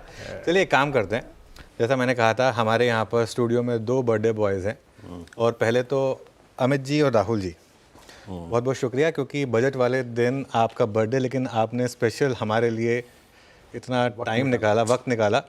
तो एक काम करते हैं, दोनों का केक हमने मंगाया है, जी हाँ, और केक कटिंग करते हैं। और स्टूडियो में केक कटिंग राहुल यहाँ पर आप करिए, अमित वहाँ पर आप करिए, और शुरू करते हैं cake cutting. Thank you so much, Anuj, Veeru. Really appreciate this gesture. Thank you so much.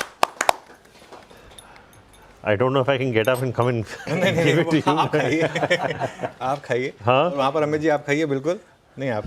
Thank you so much Anuj ji, and thank you so much CNBC आवाज। I am really grateful. चलिए देखिए, और केक का 2 cake cut किए हमने। हमारी coverage को आप लोगों ने इतना प्यार दिया है CNBC आवाज़ पर। मैं एक बार फिर से रिट्रेट कर रहा हूँ, जब फाइनेंस मिनिस्टर की स्पीच चल रही थी, जो सबसे क्रूशल टाइम था, CNBC आवाज़ पर, वो नंबर्स प्ले करिएगा आप जरा। CNBC आवाज़ यूट्यूब पर नंबर 1 चैनल था 5 लाख लाइव व्यूज़ के साथ, 5 लाख लाइव व्यूज़ के साथ।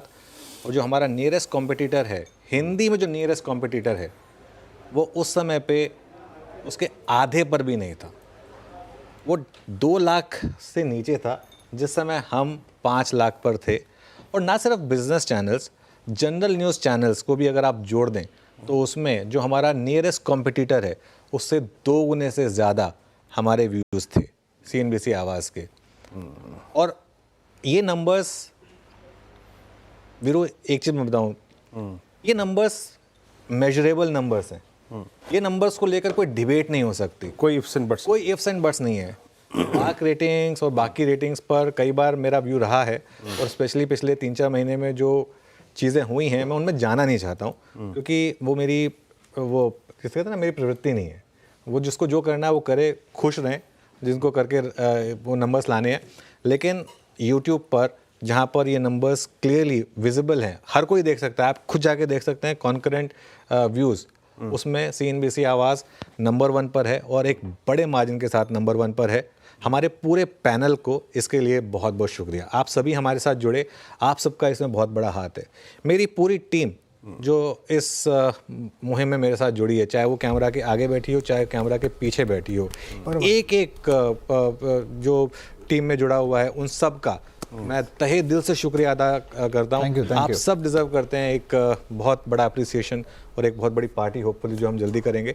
और हमारे सारे व्यूअर्स, क्योंकि देखिए इतने बड़े दिन आपने इतना बड़ा हमारे ऊपर कॉन्फिडेंस रखा और हमारे लिए इतना ट्रस्ट हम पर दिखाया बजट भाषण के दौरान, जहाँ पर एक एक चीज़ मैटर करती है, एक गलत फ्लैश और आपका पैसा जा सकता है उसमें, तो उसकी एक रिस्पॉन्सिबिलिटी हम एज अ चैनल लेते हैं। तो इसके लिए आज मैं सच बताऊं तो मुझे बहुत बहुत ज़्यादा खुशी है इस चीज़ की, और ये जो कॉन्फिडेंस आपने हमारे ऊपर रखा है ये हमारे लिए भी एक आगे के लिए एक बहुत एक नींव की तरह काम करेगा, आगे और अच्छा काम करेगा। कभी कभी खुद भी मंच पे खड़े होने के बाद ये एहसास होता है कि आज का हमारा खुद का काम भी कैसा था। आज बड़े हमने सिंपल तरीके से हर चीज़ डिस्कस करी एक एक करके, है ना, बड़ा मज़ा आया। अब यक्ष प्रश्न ये है कि पार्टी आप देंगे या ये देंगे? जॉइंट पार्टी दे देंगे। जॉइंट पार्टी हमें ये कंफर्म कराना था, वो हमने करा लिया। अनुज ओवर टू यू। बिल्कुल। चलिए अब हमारी जो बजट एडिटर्स हैं वो वापस हमारे साथ जुड़ गए हैं और हमारी टेक पंचायत भी तैयार है, और अब यहाँ से वापस हम फोकस करेंगे बजट की निटी-ग्रिटीज़ पर। अपनी रिसर्च टीम को भी मैंने बोला है हम कुछ नंबर्स पर फोकस करेंगे, कुछ सेक्टर्स पर फोकस करेंगे। कुछ ही देर में आपको वो भी बताएंगे कि कहाँ कहाँ इस बजट का फोकस रहा है, किन किन सेक्टर्स पर। तो कुछ ही देर में आप पूरी रिसर्च टीम को भी देखेंगे। Rahul, being a birthday boy, आप स्टार्ट करिए। इन जनरल मार्केट थोड़ा निराश है कैपेक्स वाले नंबर को लेकर, लेकिन कंजम्पशन स्टॉक्स में बाहर है। आप किस तरीके से देख रहे हैं? आई थिंक इसमें 2-3 चीज़ें हैं अनुज। आई थिंक जो गवर्नमेंट का आंकड़ा था 11.1 लाख कैपेक्स का, वो 10.18 आया है, जो कि एक 6-7% का ग्रोथ है। वहाँ से अभी आप 11.2 प्रोजेक्ट कर रहे हैं, विच इज़ अबाउट 10% ग्रोथ। एक वो डिसअपॉइंटमेंट है। दूसरी अनुज ये है कि जो हमारी ग्रॉस बोरोइंग की नंबर का एस्टिमेट था वो था 13.7 to 14 लाख करोड़, आया 14.8, और जो नेट बोरोइंग हम लोग 11.3 पे थे, 11.55 के आसपास आया है। और जो टैक्स कलेक्शंस थे, we were projecting about 28.7, she has come in at about 28.3। तो आई थिंक ऑब्वियसली इस पे यील्ड पे भी इम्पैक्ट पड़ेगा। I think so that is one reason why I think the market थोड़ा डिसअपॉइंट हो सकता है। लेकिन अनुज, जैसे हम सवेरे चर्चा कर रहे थे कि जब हम जीडीपी को देखते हैं और जब हम बात कर रहे थे कि एक्स और एम हम अब हमारे कंट्रोल में नहीं है because of tariffs and Trump, तो 3 जो आपके पिलर्स हैं इकोनॉमी के, वो सी, आई और जी हैं। और जो आई है वो जो काफ़ी चर्चा में आ चुका है, प्राइवेट कैपेक्स पिकअप नहीं हो रहा। तो 2 ही स्तंभ थे, 2 ही पिलर्स थे जिस पे आप ये इकोनॉमी को खड़ी रख सकते थे, and the government had to choose one और द अदर। बिकॉज जैसे हमने सुबह भी चर्चा की, NHAI awarding has not been that good. There has not been any blow out growth in defence companies order books. जो बैकलॉग है वो है, और वो 15-18% का ग्रोथ आपको अगले 2-3 साल दे देगा, अच्छे नंबर्स आएंगे। But I think given the overall context, government shows कि इस बार हम कंजम्पशन के साथ जाते हैं। Let us put more hands in the hands of the consumer. तो आई थिंक बॉटम से लेके टॉप तक अगर आप देखें, जैसे फाइनेंस मिनिस्टर ने कहा 75,000 से लेके आई थिंक जो अपर एंड है वो उनको 1.5 से 2 लाख रुपए तक की एक बूस्ट मिलेगी टैक्सेस में। This is going to put जो उनका रेवेन्यू लॉस है, जो 1 लाख करोड़ का है, वो पूरा आपका इफेक्टिवली कंजम्पशन में आता है। तो इससे आप 2 व्हीलर खरीदें, 4 व्हीलर खरीदें, इंश्योरेंस पॉलिसी खरीदें, कंज्यूम करें, that is up to you. But I think खरीदें बहुत ज़्यादा। हाँ जी, सिगरेट मत खरीदें बहुत ज़्यादा, वो ITC का भी स्टॉक चल रहा है बहुत ज़्यादा। ITC का अनुज एक रीज़न ये भी हो सकता है बिकॉज अब टेक्नोलॉजी आपने डीमर्ज कर दी, होटल्स कर दी, अब अगला ट्रिगर अदर FMCG बिजनेस हो सकता है, राइट। तो एक इम्पॉर्टेंट ट्रिगर ये भी है अनुज, जैसे अभी वीरू थोड़ी देर पहले यूबी की चर्चा कर रहे हैं। आपको पता है हिंदुस्तान में पिछले 5 साल में अल्कोहल में, एक्साइज में कोई चेंज नहीं आया। ये इनकी ऑपरेटिंग हिस्ट्री में पहला समय ऐसा हुआ होगा, ये 6ठा साल है, विच इज़ रिमार्केबल। तो अभी एक तरफ से वो अगर टैक्सेशन पॉलिसी में स्टेबलाइजेशन मिल जाती है, बट ऑफ कोर्स हम सुबह अनुज आई बी वेरी इंटरेस्टेड, आप मुझे हिंदुस्तान लीवर का भाव बता सकते हैं क्या? हमने सुबह इसके बारे में चर्चा की थी। हिंदुस्तान यूनिलीवर बताया था आपको, HUL ट्रेड कर रहा है 2600 पर। आई टोल्ड यू कि ये 2300 के आसपास आ गया, इसकी 3000 की हाई थी। If the government decides to go this way, this could be another 3000 rupees stock. So I think जिस तरह की बजट आई है, I think the positioning is clear to be overweight consumption. I say may be neutral on banks and infra, maybe overweight IT. Underweight on capital goods? Maybe. No, I would not be underweight on capital goods, Anuj, because I would probably not be as positive on public sector capital goods, say, as I was going in. But caveating that with the fact कि order books अभी भी strong हैं, I think incremental awarding थोड़े कम हो सकते हैं। बिल्कुल। अच्छा राहुल, एक सेकंड के लिए मार्केट पर आते हैं जरा। निफ्टी डे लो पर आ गया है अब 23,345 पर। 2 चीज़ें हैं, देखिए, 2 चीज़ लोगों को समझनी होंगी। एक तो पिछले 7-8 दिन की रैली, दूसरा, जैसा कि सौरभ भी समझा रहे थे, 60% of the market is capex oriented, और केपेक्स का नंबर शायद थोड़ा डिसअपॉइंट कर रहा है। जी हाँ, 85% of Indians earn less than 12 lakh, तो वो एक पॉजिटिव है, और वो एक सेक्टर पॉजिटिव है, तो वो सेक्टर के लिए बड़ा पॉजिटिव है। Nifty consumption, Nifty auto, Nifty FMCG, ये सब अच्छा कर रहे हैं, लेकिन एक्स ऑफ दैट मार्केट थोड़ा सा इस समय हल्का सा डिसअपॉइंटेड फील कर रहा है। अच्छा, एक और चीज़ जो प्राइम मिनिस्टर मोदी ने कहा था ना, इसलिए हमने आज सुबह भी वो बाइट दोबारा प्ले की थी कि वो मिडिल क्लास के लिए ये बहुत शानदार बजट होने वाला है, तो क्लियरली उनके टैक्सेस कम हो रहे हैं। प्रकाश जी, क्या बाय कर रहे हैं इस समय? ऑर्डर दे रहे थे आप, मुझे लग रहा है थोड़ा सा मोबाइल पर नहीं का कुछ नहीं, मैं तो ऐसे ही ऑर्डर महीनों तक नहीं देता, बट मैं एक सिंपल सी चीज़ बनाई और उसमें रैपिड फायर टाइप आपको बताता हूँ जो बैठे बैठे देख रहा था। तो जैसे कई नई चीज़ें आई जो पहले नहीं थी हमारे पास। तो जब आप केपेक्स की बात कर रहे हैं तो केपेक्स नहीं होकर कई डेवलपमेंटल एस्पेक्ट से खर्चा ज़्यादा हो रहा है। जैसे मेडिकल टूरिज्म की बात की फाइनेंस मिनिस्टर ने, अब हील इन इंडिया, अब ये I am sure it's very catchy से ये, और इसको बढ़ाने में हमें कोई रुकावट है नहीं। अगर टूरिज्म और वो भी मेडिकल टूरिज्म बढ़ने की क्षमता अगर है तो उसमें एक आप देखिए स्टॉक रिसर्च कीजिए थॉमस कुक का। थॉमस कुक सिंपल लॉजिक ये है कि अपने हाई से 264-65 की हाई से 150-55 पे आया। ई मल्टीपल कोई खास ज़्यादा है नहीं, और उसके हिस्टोरिकल एवरेजेस से भी अगर आप गिनेंगे तो बहुत महंगा नहीं लगेगा। हाँ, छोटा स्टॉक है, 7,000 करोड़ मार्केट कैप है, कोई बहुत बड़ी चीज़ है। बट अगर कोई चाहता है कि ऑर्गेनाइज हो सके ये सेगमेंट और टूरिज्म और मेडिकल इंस्टीट्यूशन या हॉस्पिटल्स के साथ कोई तालमेल बना सके, तो ये राइट टू विन इसके पास बहुत अच्छा है। तो थॉमस को एक चुना था मैंने, ऐसे ही नाम जो देख सकते हैं। फुटवेयर और लेदर को लेके खास करके जो बेसिक कस्टम ड्यूटी हटाई गई है वेट लेदर पे, वो एक बहुत बड़ी चीज़ है, क्योंकि बहुत सारी कंपनीज ने अपने कॉल्स पे भी कहा कि रॉ मटेरियल अवेलेबिलिटी एक दुविधा हो रही है। तो वहाँ पे अगर आप देखें तो जो और रूरल कंजम्पशन की बात हम कर रहे हैं, कंजम्पशन की बात कर रहे हैं, तो बाटा का शेयर अगेन बहुत ज़्यादा गिरा नहीं है अपने हाई से। थोड़ा सा इशू कंपनी लेवल पे जरूर था एक्सपेंशन का और लेके। आई थिंक एक स्टॉक जो मैं देखना चाहूँगा आगे चल के अगर ऐड करना चाहे कोई तो उस पर, और इंटरेस्टिंगली ये सब चीज़ें टाइम लगेगा इनको इम्प्रूवमेंट को होते हुए, कि आज के आज इम्प्रूवमेंट तो होना नहीं है। तो जैसे जैसे ये सब उड़ेगा। और लास्ट में जो गुरमीत का फेवरेट स्टॉक है, चुरा रहा हूँ, इंडिगो को आप नज़रअंदाज नहीं कर सकते। अब उस पे तो इनकी एयरपोर्ट पे वायरल हो गई थी वो, तो गुरमीत ने पूरा मेरे ख्याल वो से जो माइक्रोवेव नहीं रखते वो उसके वजन का, और ये चीज़ उन्होंने बताई कि गुरु की एयर होस्टेस क्यों रखते हैं और मेल क्यों नहीं रखते, लंबे लोग नहीं रखते, मेन आर हेवियर विमेन।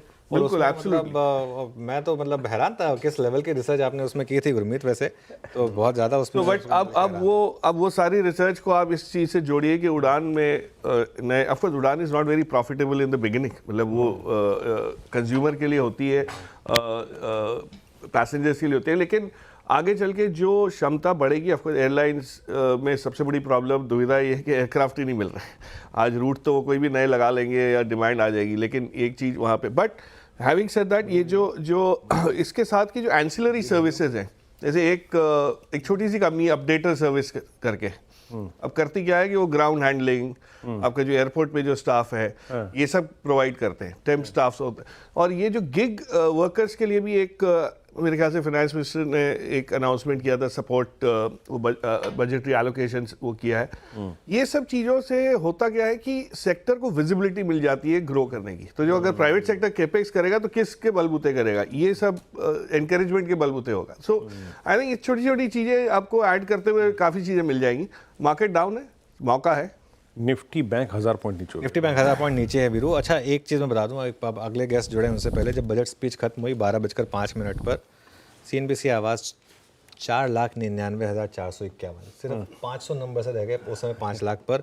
जो नंबर 2 प्लेयर है, मैं नाम नहीं लूँगा, 1,72,000 पर था नंबर 2 प्लेयर, तो मतलब हमसे 1/3 डिफरेंशियल था। ठीक है, चलिए अब मैं यहीं पे छोड़ता हूँ इसको। साकेत मिश्रा जी जुड़े हमारे साथ, फेमस इकोनॉमिस्ट हैं, उनसे बात करते हैं। साकेत जी, गुड आफ्टरनून। एक मिडिल क्लास के लिए शानदार बजट, और 85% इंडियंस 12 लाख से कम कमाते हैं, तो उनके लिए तो क्लियरली एक तोहफा दिया गया इस बजट में। आपकी पहली प्रतिक्रिया?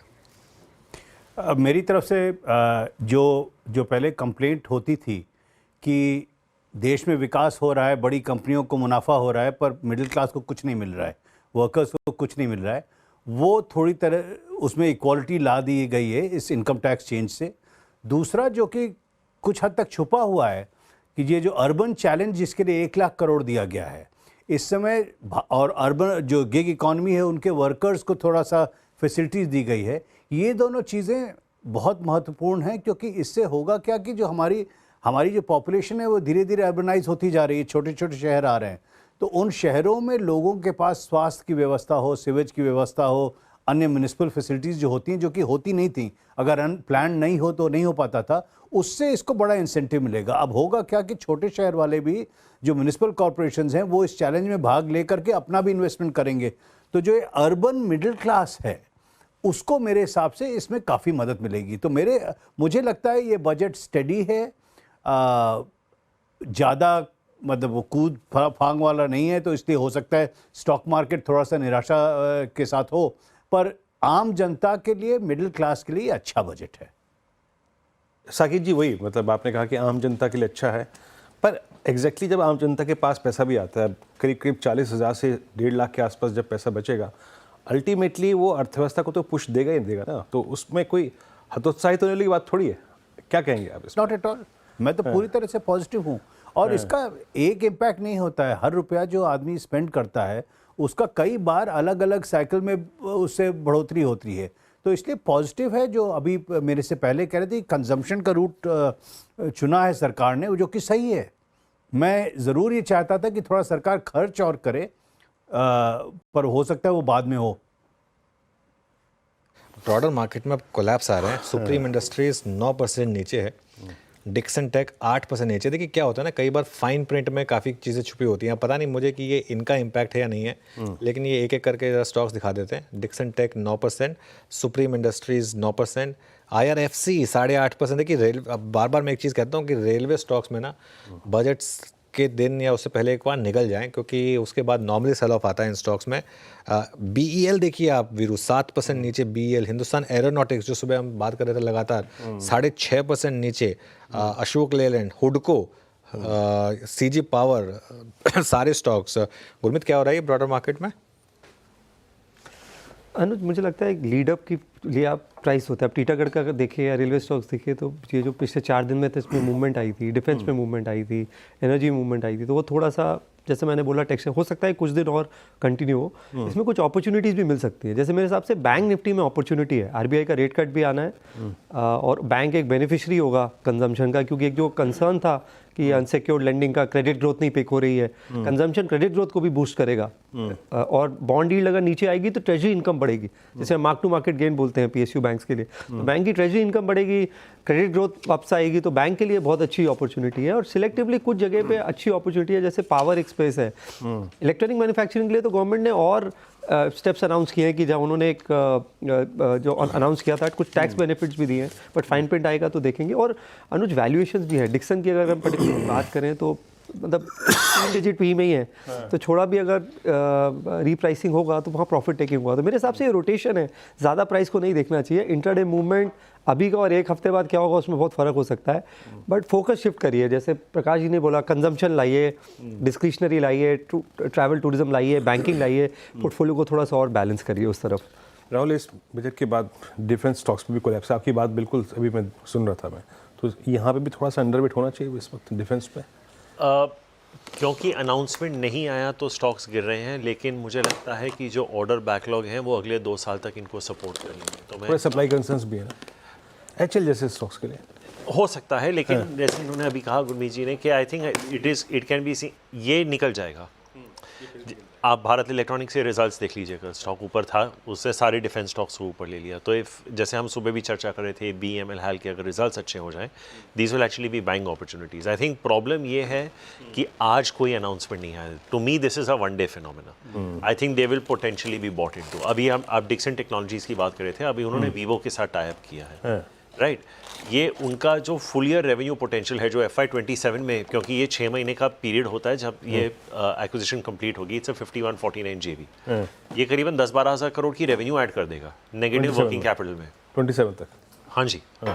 तो you know this is a company if it keeps adding things, ये अपनी अपना टर्नओवर, हम प्रॉफिट की बात करते हैं, ये टर्नओवर डबल कर सकता है अगले 3-4 साल में। तो these are good buying opportunities according to me. But एक ही चीज़ है, you know the elephant can not dance without BFSI। BFSI has to dance, but the problem ये है कि let's keep the budget aside, there was a genuine risk of credit growth slipping into single digits. I think अगर आप कुछ मेरे competitors की भी report उठा के देख लें, they're already at talking about 9-10% credit growth. तो अगर कैपेक्स जो बड़ा you know who are taking the big ticket loans, अगर आप क्रेडिट डिस्पर्स नहीं कर पा रहे, this goes hand in glove। Bank Nifty क्यों नीचे है? आप कैपेक्स की बात कर रहे हो तो बैंक निफ्टी नीचे है, तो somewhere it is tied in कि आप क्रेडिट अगर नहीं लोगे, and till very recently deposit rates were still rising, deposit mobilization was still a challenge।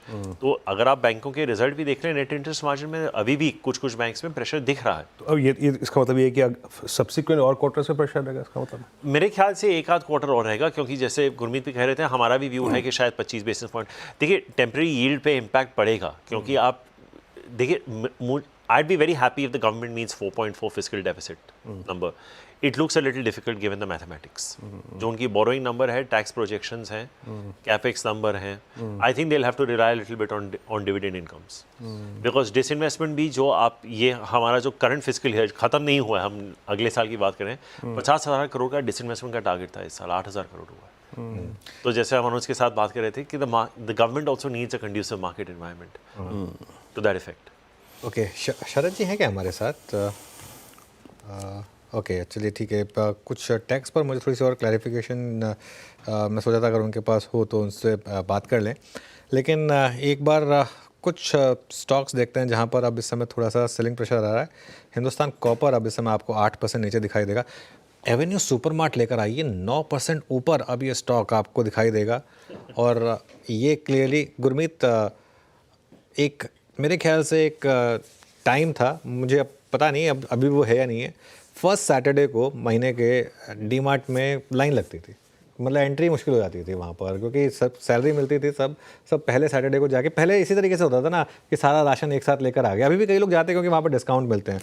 Quick commerce के बाद हमने काफ़ी डी रेटिंग देखी थी ये, लेकिन ये देखिए 9% ऊपर है। अब क्या ये लीड करेगा मार्केट को? अनुज, करेक्शन भी आया 40% स्टॉक में पीक से, अर्निंग बेहतर आई, आपने देखा पिछले नतीजे उसमें थोड़े दिन के लिए चला था, और अब कंजम्पशन को अगर बूस्ट मिलता है, और एवेन्यू सुपरमार्ट थोड़ा सा मास अपील करता है, अफोर्डेबल कंजम्पशन सेगमेंट में है, बहुत अच्छा मॉडल है। आप मुझे लगता है इंडिया में हम ये कंपेयर कर, मुझे लगता है एवेन्यू सुपरमार्ट भी अच्छा करेगा, ज़ूडियो भी अच्छा करेगा, जोमेटो ब्लिंकिट भी अच्छा करेगा। हम कई बार इसको हाइब्रिड बनाते हैं। मैंने सुबह आपसे बोला था 50 करोड़ लोग हिंदुस्तान में कभी मॉल ही नहीं गए, उनको एक्सपीरियंस ही नहीं है। और ज़ूडियो जैसे आप देखेंगे 90 जीन्स बेचता है 1 घंटे में, हर 1 मिनट में 5 टी-शर्ट्स बेचता है, हर 3 दिन में एक नया स्टोर ऐड हो रहा है। तो उन्होंने जो लोकल मार्केट था, सरोजनी नगर है या फैशन स्ट्रीट है, उसको मेन स्ट्रीम ले आए। मुझे लगता है कंजम्पशन के लिए बहुत बड़ा बूस्ट है, और इसलिए मैं बोल रहा हूँ कि पोर्टफोलियो थोड़ा सा 1-2 दिन में मुझे लगता है थोड़ा बैलेंस आ जाएगा। अपॉर्चुनिटी बैंक में दिख रही है, अपॉर्चुनिटी कंजम्पशन स्टॉक जैसे आईटीसी है, आप देखिए कोई चेंज नहीं हुआ, टोबैको के प्रेशर के चक्कर में नीचे था। आईटीसी होटल्स देखिए अनुज, 20-21 रुपये ईपीएस की बात हो रही है। तो आई थिंक थोड़ा सा पोर्टफोलियो का वेटेज इस तरफ बढ़ाना चाहिए कंजम्पशन और फाइनेंशियल्स में, मेरा ये मानना है। और थोड़ा सा कैपिटल मार्केट प्ले, मुझे लग रहा है वहाँ करेक्शन बड़ा शार्प आया है। पर पहले हमने 14 साल लगाए 1 करोड़ कस्टमर ऐड करने के लिए एनएससी में, फिर 7 साल लगाए, अब हर 3 महीने में हो रहे हैं ऐड। तो मुझे लगता है ये बहुत बड़ी थीम है, और यहाँ पे 30-40% करेक्शन है सीडीएसएल में, कैम्स में, तो ये भी मुझे लगता है आपको एक कंजम्पशन बास्केट में प्ले करना चाहिए। बिल्कुल। और देखिए हम ना तो कुछ ज़्यादा ही एक्चुअली थोड़ा सा उसमें हो गए, बह गए हैं भावनाओं में। विमेन कंजम्पशन सबसे ज़्यादा तो वही खर्चा करती हैं, तो एवेन्यू सुपरमार्ट उसका एक एग्जांपल। नायका देखिए आप, नायका में मुँह आ रहा है, एक बार नायका का चार्ट लेकर आइए, 6% ऊपर नायका। स्टोव क्राफ्ट देखिए अनुज, किचन अप्लायंसेज है, अभी आइकिया से उनको मिला है, कुकिंग वेयर में लीडर है। और वुमेन के लिए सारी स्कीम से जो पैसा भी जा रहा है, ये नारी सारा लाडली बहना सारा वुमेन के हाथ में जा रही है। एक ही सिल्वर लाइनिंग है फ्रीबीज की कि पैसा मेन के नहीं वुमेन के हाथ में जा रहा है, तो उसका जो है एक्सपेंडिचर थोड़ा सा बैलेंस्ड होगा, ऐसा मेरा मानना है। नहीं, मैं बताऊँ उसमें भी ना एक्चुअली बहुत लोग, जैसे यूवी भाग रहा है, यूनाइटेड ब्रूअरीज है ना, अब वो भी कई बार क्या होता है कि सारा पैसा जरूरी नहीं है कि जो विमेन को दे रहे हैं वही खर्च कर रहे हैं, कुछ पैसा छीना तो खैर मतलब पता नहीं मुझे, लेकिन वैसे खर्च हो रहा है। लाइटर नोट, यूनाइटेड ब्रूअरीज इसलिए भी भाग सकता है कि सारा पैसा औरतों के हाथ में जा रहा है। ये मर्द थोड़े डिप्रेस हो रहे हैं कि सारे पैसे जा रहे हैं थोड़े यार दोस्त से मिलके। बट अनुज नहीं, ये बात हुई? नहीं मैं बता रहा लाइट एंड हो सकता है भाई, देखो अब आईटीसी का शेयर भाग रहा है तो भाई उतने ही लेवल, मतलब इक्वल आजकल नहीं, तो लड़कियां बिल्कुल। लड़के सब एक साथ ही स्मोक कर रहे होते हैं। प्रकाश सर, ये नायका भाग रहा है काफ़ी तेज, है क्या आपके पोर्टफोलियो में? नहीं, नायका विमेन ओरिएंटेड बिजनेसेस ऐसे ही समझ नहीं आते। विमेन नहीं समझ आती तो बिजनेस कहाँ से आएंगे। बट मैं एक ही चीज़ बताना चाह रहा हूँ कि आप मार्केट देखिए, तो निफ्टी ने जो रिकवरी, शानदार रिकवरी। हाँ, सो ये हो जो राहुल भी कह रहे थे कि ये टाइम लगेगा लोगों को सेक्टर रोटेशन के ऊपर एक पकड़ लाने में। कैपिटल गुड्स से अगर मायूसी है, मायूसी कोई नहीं है कि कुछ नया खर्चा नहीं आया या डिफेंस में कोई नया खर्चा नहीं आया, तो इसका मतलब ये नहीं है कि ये सेक्टर कम चलेंगे या बंद हो जाएंगे, बट वो वैल्यूएशन थोड़े से स्ट्रेच लगने लगेंगे अगर कोई इम्पेटस नहीं हुआ तो। बट जो बाकी के सेक्टर्स में अपॉर्चुनिटी दिख रही है उसको मार्केट छोड़ेगा नहीं। तो ये अगले 2-3 दिन में आप देखेंगे कि अच्छा खासा एक सेक्टर रोटेशन। एफएमसीजी कंजम्पशन तो बहुत अंडर ओन्ड है। इनफैक्ट जब नेस्ले के नंबर्स आए थे, आपको पता हो जब रिजल्ट आने के, मैं लाइव उस पर तब कॉल पे था, 5 मिनट तक वॉल्यूम नंबर नहीं आए थे, लेकिन स्टॉक का रिएक्शन इतना बढ़िया था कि 8% ऊपर था। और फिर वॉल्यूम नंबर आए, थैंकफुली जस्टिफाई किया उन्होंने कि भाई अच्छा इंप्रूवमेंट है। बट द की इज कि अच्छे बिजनेसेस विल कम बैक, चाहे वो कंजम्पशन से हो, मतलब एफएमसीजी से हो या रिटेल से हो, बट डेफिनेटली रोटेशन हो रहा है। चलिए, अच्छा एक चीज़ मैं सबसे पूछता हूँ, आप हम सब स्टॉक मार्केट के पार्टिसिपेंट्स या तो हैं या स्टॉक मार्केट की बात करते हैं। आप कोई भी ट्रेड लेते हैं, कोई भी ट्रेड, तो उसका आउटकम क्या होता है? या तो प्रॉफिट या लॉस। लेकिन एक एंटिटी है जिसका एक ही आउटकम होता है, प्रॉफिट। वो क्या है? गवर्नमेंट। एसटीटी बजटेड था 37,000 करोड़ का। पता है कितना कलेक्शन रिवाइज कितना था? बजटेड 37,000 करोड़ था। रिवाइज एस्टिमेट पता है कितना है? 55,000 करोड़। और अगले साल के लिए पता कितना कर दिया गया है? 78,000 करोड़ एसटीटी से। हम ये एक एग्जम्पशन ले लेते हैं कि मार्केट ऐसी ही रहेगी, है ना, तो उसके हिसाब से एक एग्जम्पशन बन जाते हैं। लेकिन इतना अगर था तो एक्चुअली इसमें एक थॉट ये भी है, हम अक्सर कंजम्पशन की बात करते हैं। I have not done this analysis. आप बात कर रहे थे तो एक थॉट जहन में आया कि कितने demat accounts tier 2 tier 3 cities में खुल रहे हैं, बिकॉज डिस्पोजेबल इनकम उतना ही है। क्या वो कंजम्पशन के आने, instead of coming to consumption, क्या वो SIP की तरफ जा रहे हैं? तो दैट में ऑल्सो एक पैसा उतना ही है। इफेक्टिवली इंश्योरेंस भी कंजम्पशन है। और इनफैक्ट आज insurance, I don't know if you notice, but insurance बहुत बुरी तरह ठुका है आज। They are down about 8-10%।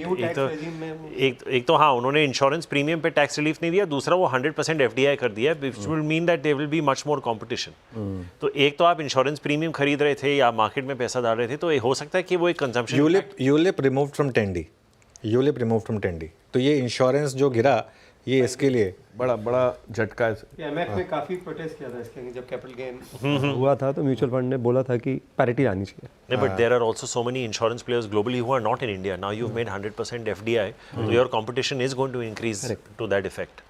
तो हमारे यहाँ थोड़ा फोर्स सेविंग है इंश्योरेंस में, वो ATC जाएगा तो उसका इम्पैक्ट भी आता है। वो टैक्स सेविंग की वजह से हो रहा था। I still don't think people are doing it because of life protection. वो टैक्स सेविंग की वजह से ज़्यादा होता है। शरद जी वापस जुड़े हमारे साथ। शरद जी, आपकी टीम ने और क्या क्या फीडबैक दिया, क्या क्या और हम from the market point of view taxation में कुछ मिस किया हो जो हमने, आपको कुछ पता चला हो? पहले मैं आप जो इंश्योरेंस की बात कर रहे थे अनुज, उसको उठा लेता हूँ। इस वजह से भी हुआ है इंश्योरेंस का जो आप रिएक्शन देख रहे हैं, 10D की वजह से हुआ, FDI की वजह से हुआ।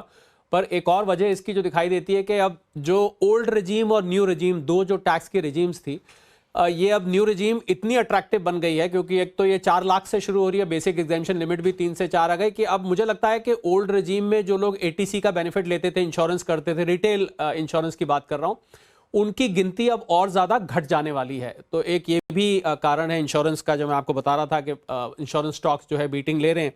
दूसरा, आप देखिए कि एक नया स्लैब इंट्रोड्यूस हुआ है 25% वाला। पहले आपको याद होगा 3, 6, 9, 12, 15 और 15 लाख के बाद 30% लगता था, तो 20% के बाद सीधा छलांग लग जाती थी 30% की। 25% का स्लैब बीच में मिसिंग था। अब ये 20 लाख से 24 लाख के बीच में 25% वाला भी स्लैब आ गया है, तो यानी कि 30% जो लगेगा वो 24 लाख से ऊपर लगेगा, तो जो मिसिंग स्लैब था वो भी बीच में आ गया है। दूसरा आपको मैं ये भी बताना चाह रहा था कि नए बिल का जिक्र वित्त मंत्री महोदया ने अभी करा है।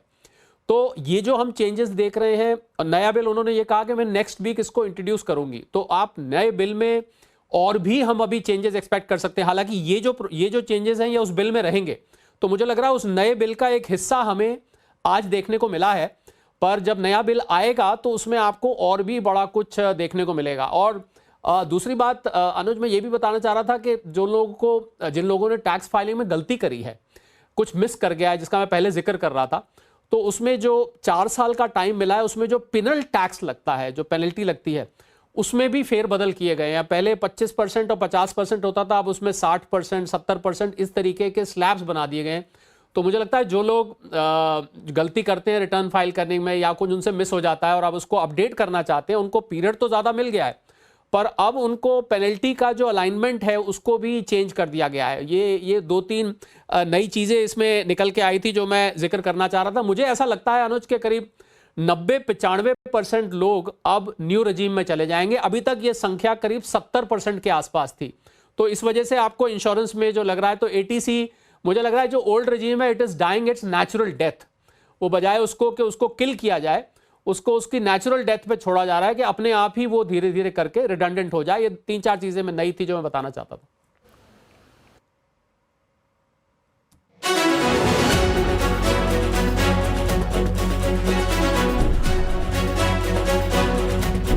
रिलीफ इनकम टैक्स के फ्रंट पे सब कह रहे थे कुछ होगा नहीं होगा तो हम लोग क्या एक्सपेक्ट करके चले। टैक्स के मोर्चे पे कंजम्पशन बढ़ाने के लिए इनकम टैक्स में कुछ राहत मिलने की उम्मीद की जा रही है, चाहे स्टैंडर्ड डिडक्शन बढ़ा करके हो या फिर 20 से 30% वाले स्लैब में बढ़ोतरी करके बदलाव करके हो। I am now happy to announce that there will be no income tax payable up to income of 12 lakh rupees.